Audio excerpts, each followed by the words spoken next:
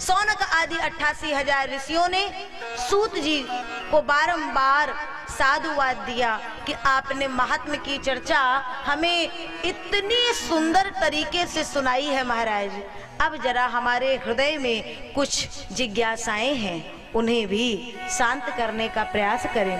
और यहीं से जो प्रथम स्कंद की चर्चा है व्यास जी करने जा रहे हैं। और प्रथम स्कंद में व्यास जी महाराज ने ईश्वर का जो रूप है ना, उस ईश्वर के रूप को कहीं एक जगह पर समिट करके नहीं रखा, उन्होंने एक बात में सब रूपों को स्थापित कर दिया। क्या?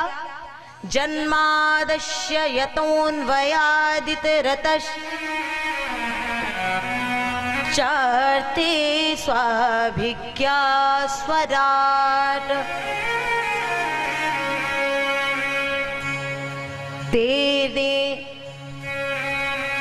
जन्मादस्य यतोन्वयादित रतश्चार्थे स्वाभिज्ञा स्वराट तेने ब्रह्म हृदय आदि कवये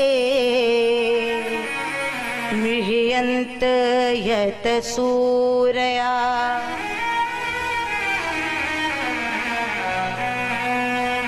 तेजो वारी मृदां विन्मयो यत्र त्रिशर्गो मृखा धाम्ना स्वेन सदा निरस्तकुहकम् सत्यं परम धीमहि सत्यं परम धीमहि धाम्ना स्वेन सदा निरस्तकुहकम् सत्यम परम धीमहि। व्यास जी ने विचार किया, मैं भगवान को प्रणाम करूं, क्या कह के प्रणाम करूं? कृष्ण कह के प्रणाम करूं, गोपाल कह के प्रणाम करूं, राम कह के प्रणाम करूं? लेकिन हृदय में बात आई, इन समस्त परमात्मा के जितने स्वरूप हैं, इन सब का जो सार है वो क्या है? सत्यम परम धीमहि। वो परमात्मा कौन है? सत्य स्वरूप परमात्मा है। इसलिए उस सत्य स्वरूप को प्रणाम कर दिए। और फिर आगे का जो द्वितीय श्लोक है, इसमें कैतव धर्म अर्थात कपट रहित धर्म का वर्णन करते हैं।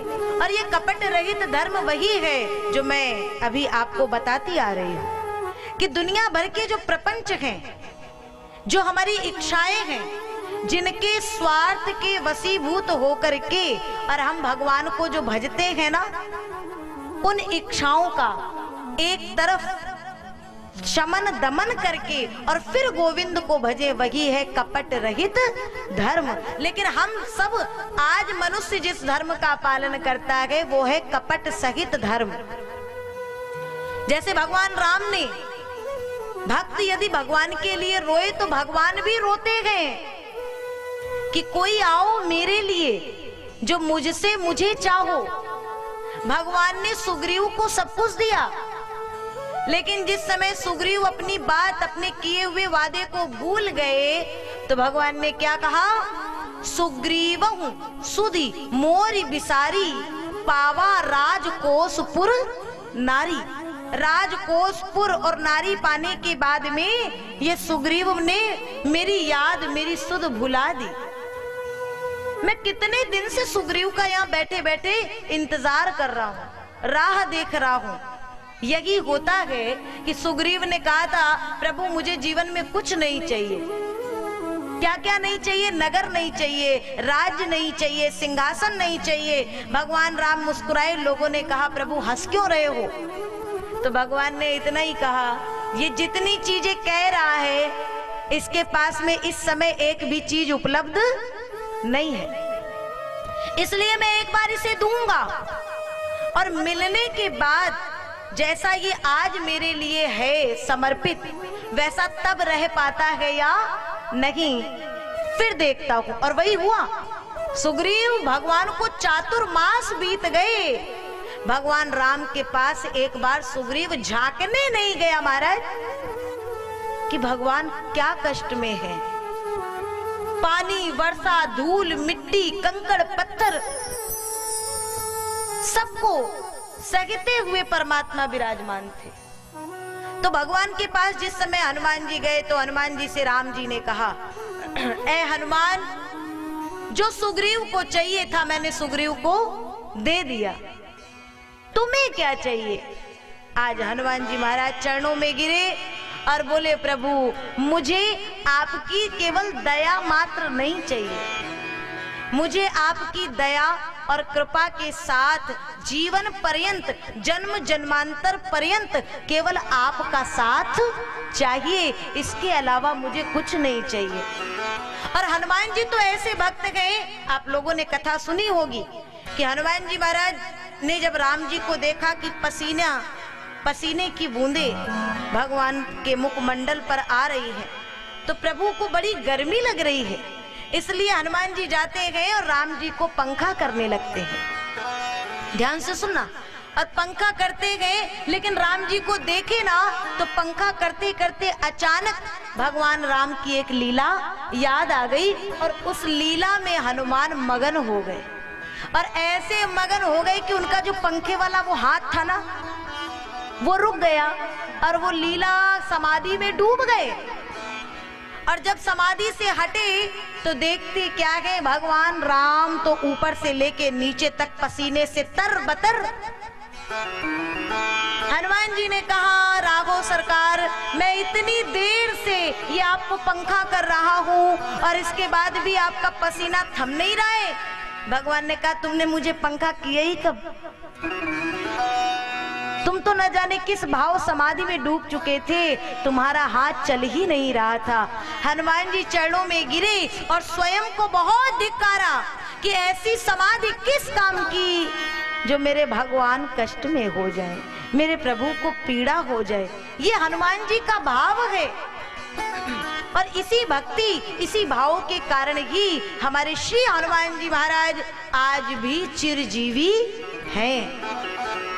ऐसी भक्ति होनी चाहिए। हनुमान जी कहते, राम काज कीन्हे बिना मोहि कहाँ विश्राम, हनुमान तेहि परुसा कर पुन कीन प्रणाम। और राम काज कीने बिना मोहि कहाँ विश्राम, ये कपट रहित धर्म है जो हनुमान जी ने अपनाया। गोपियों ने भी कहा था, जिस समय नारद वो दवा लेने गए थे ब्रज में कि भगवान के पेट में पीड़ा हो रही है, कोई भक्त अपने चरणों का चरणामृत दे दे, द्वारिका में कोई देने को तैयार नहीं है, क्या तुम दे दोगी?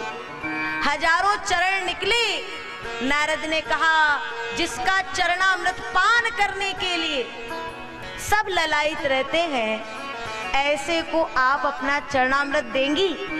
नरक में जाना चाहेंगी? तो गोपियों ने क्या कहा, शीश के मोल मिले तो ले लूं, शीश के मोल मिले तो ले लूं, प्रीतम के दुख सारे उन प्राणों की क्या चिंता, जो प्राणनाथ पे वारे। शीश के मोल मिले तो ले लूं, उन प्रीतम के दुख सारे, और उन प्राणों की क्या चिंता जो प्राणनाथ पे वारे। और एक जन्म क्या कोटि जन्म को नरक हमें मिल जाए, लेकिन मेरे प्राणनाथ का रोम न दुखने पाए। आप नारद इस जन्म की क्या बात करते हैं? हम तो अपने प्रभु के लिए यदि करोड़ों जन्मों तक नरक में रहना पड़ जाए। कभी कभी मुझे लगता है कि हमारे जीवन में कष्ट आते हैं, विपत्तियां आती हैं, हम व्यथित हो उठते हैं, लेकिन यही परमात्मा हम सबकी रक्षा के लिए जब इस धरती पर आए तो इन्होंने कितने कष्ट सहे। और उन चरित्रों पर जब विचार करते हैं तो इस समय का स्वयं का कष्ट कोई कष्ट नहीं लगता है। ऐसे भक्तों की तरह हमें आप सबको भी ये कपट रहित धर्म का पालन करना चाहिए। सब घट अंदर ज्योति तुम्हारी सब खेल खिलावे। यहाँ जितने भी हम सब विराजमान हैं, उस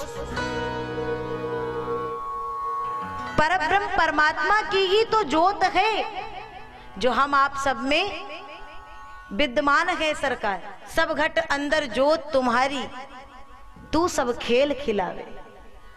और तेरा दर्शन श्याम मुरारी कोई बिरला पावे।